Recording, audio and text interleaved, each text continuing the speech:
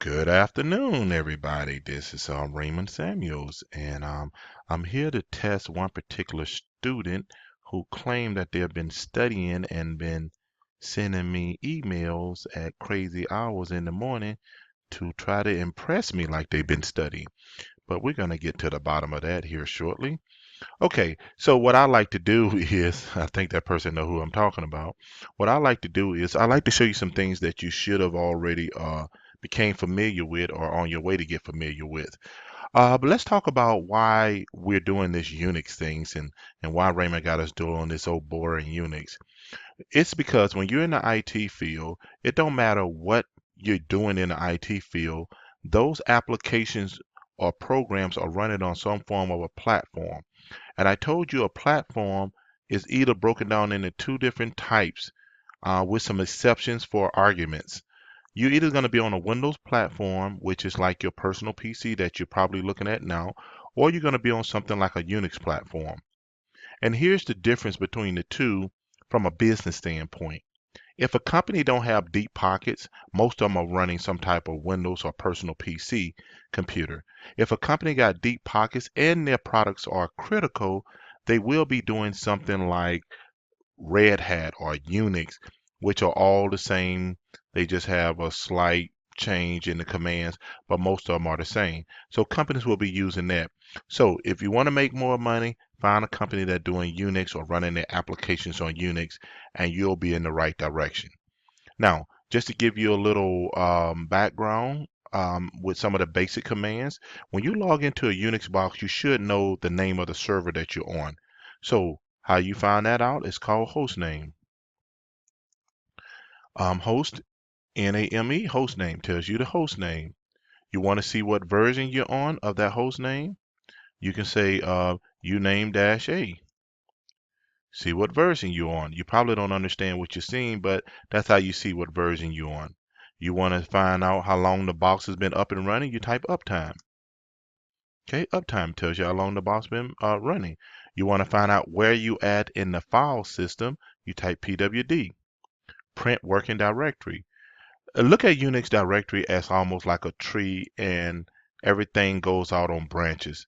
Then you have subfolders and so on. But just you almost can picture it like a tree, and it's just where you at in the tree. And how you move back and forth up and down the tree, it's just CD, change directory. Say if I want to change directory to slash. Say if I want to go back a directory, CD dot dot means go back a directory. So let me just make three directories going straight down. So if I'm at the top level, which is slash, I can make a directory called mkdir, which is how you make a directory called level 1. Level 1. CD to level 1. Print working directory. I should be in level 1. Make another directory called level 2 inside level 1. Level 2. CD to level 2. So where should I be? I should be level 1 slash level 2. See where I'm at? Now if I want to move back up to level 1, CD backslash dot dot, print working directory. I'm at level 1. Let's go back to level 2. If you're already in a directory and you want to move forward, you don't have to start from the beginning. You could just say CD level 2. Okay, print working directory. Now, remember I showed you the command clear your screen. It just clears all the trash off your screen. But PWD, you just right there. So CLEAR is clear. Now, I want to create a file. So let's create a file. You say touch my file. Okay, ls, which lists, you see the information. Now, let's do some things. I would like everybody to be able to do this. You should be able to create a directory. You should be able to create a file. You should be able to move back and forth through that directory. If you can't move back and forth through a directory, you got to start over because those are some of the basic things. So once again, how you create a directory. mkdir, then the directory name. Level, I'll call this one level 3. Okay, CD to level 3. Okay, print working directory. So you should have the gist of it. I created 3 directories and subdirectories. Now I want to move back up to level 1. CD dot dot slash dot dot That's a little trick I showed you. PWD level 1. So all I did was CD backslash CD dot dot backslash dot dot, and I'm just moving up the tree. So remember that command there. Okay, now we know how to do that. Now we want to be able to remove stuff. So I'm going to create a file. Touch, remove me, move me. Okay, so I have the file. So it's rm remove me. You must practice hands-on. You cannot read this and not practice because reading does not make you feel comfortable with doing it. Because you could do so much damage, it's not good to just read it. You must put your hands on it. If you do not have the ability to put your hands on it, find a way to do it because you gotta practice it. And then the commands become natural. Okay, so I removed a file. Let me see if I have a directory here. I'm gonna remove a directory.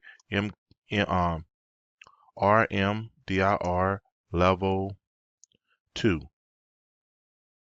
Is it not an empty directory? Good. You'll see this too when it says not an empty directory. So that means that that directory have a file in it. So you cannot remove it if it got a file in it unless you use this particular option. It's rmdir-f. The F means force it to remove. Now watch it removes now. That didn't look right. Remove directory rm-f. Okay, rm-f. Level 2. Level 2, there we go. Is a directory. Let's see something. Let's see where we at here. rm remove -rf level 2. Let's see what's going on here. Probably because I'm spelling it wrong. Level 2. There we go. Okay. So it's rm-rf. It's force it, then to remove. So that's the way. So that's why I say you have to put your hands on it. To see how much resource you have in your system, type top. You can do a control C out of that. Okay. To see your network information is netstat-rn. That's your network stuff. Once again, netstat-rn. You should always know your network stuff. Your interfaces is ifcon-fig-a. Those are your network cards. So you should know two network commands, netstat, rn, netstat-rn, okay, and ifconfig-a. When you take an interview, they ask you those questions there. Okay, so you got that down. Now let's do a few more things. So we knew host name. We know host name. uname-a. We know how to CD to root. Okay. Now we're going to look at the file systems. That means that if you have a structure df dash h, I'm going to start showing you guys things. I think you need to go to the next level. df dash h, that's your disk usage. Pretty much all you see those structures over there like slash home, temp, var log. That is the way your box has been split up and how much disk space was allocated to each section. So if you look at root, which is 30 gigs and you're using 1.8 and you have 27 left, those are called file systems. And in an advanced class, I'll show you how to do the file system. But this is the command you need to know. df-h, that shows your file system. Okay? So you don't want nothing to get up to 100%. And if you want to see how much being used or which file, you want to say something like du dash dash s asterisk space sort dash rn. So you pretty much told it, and that's a command you might have to write down till you get comfortable with it. I say I want to show the disk usage. The asterisk stands for all files. Sort in reverse order. I want the biggest files on down. So if I have to remove something, I can tell which are the biggest files. Write that command down because that's one you'll use a lot. Okay, so I got about 5 more minutes. So here's some basic things you should do when you jump on a Unix box. Once again, who? Who's been on the system? Uptime. How long has the box been up? Who am I? That means who am I logged in as? I'm logged in as root. Last, L-A-S-T. This is last the last few people that was logged into the box. Okay? Print working directory. I don't care which commands that you show me, but I want you to be comfortable with the commands that you show me. Okay? Because there's over 200 and some commands. So you should become familiar with them. Now, most of your configuration files, please remember this, are in /etc. That's where your configuration files should go, etc. Here they got the printers and all that. The next thing is your var logs. That's where all your logs go. So a lot of times when you're troubleshooting, you should know where certain things are at. Okay? Once again, all your configuration files are in etc. All your log files are in var logs. You see I walked down to that tree. So at this point, you should have some basic Unix commands. And if you don't know how to do a command, you can man on a command, M-A-N, then the command, for example, CD.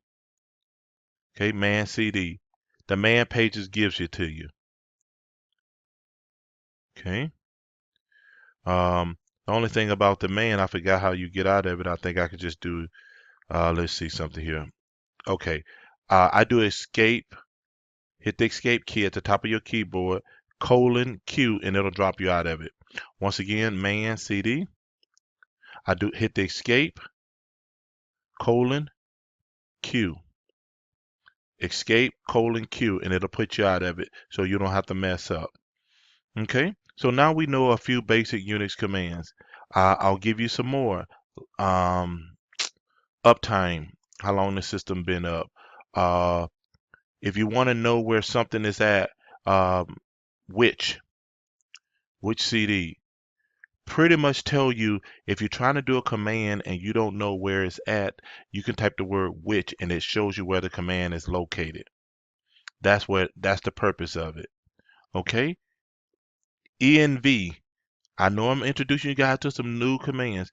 ENV shows you the configuration of your system, like where my mail is configured, what language am I using, English, Japanese, or so on. ENV is one that you need to write down too because it shows you pre-configured information about your system. Okay, now you're saying that's quite a bit, so kind of go over that again. ENV shows you pre-configurations. NETSTAT-RN, net netstat-rn shows you your network. ifconfig, fconfig, CONFIG -A shows you your interfaces like your LAN cards. Uptime shows you how long your system is up. Top shows you the performance of your system. You do a control C out of it. Okay, so you say, why would you want to do a top? It shows you what's taking up the resources in your system. As you can see at the top of this, you'll see ArcSight, and you can see something like Java running. So it shows you your resource usage. LS list is PWD working directory. Who's on the system? Who am I on the system? Each user has a unique number assigned to their ID, right? So you say ID-A shows you all the groups and affiliations you with. Okay? I would like for you guys to either explain it or show me, and it would be nice if you can show me because showing makes you understand that you're comfortable with it. Good luck, wish you the best, and enjoy.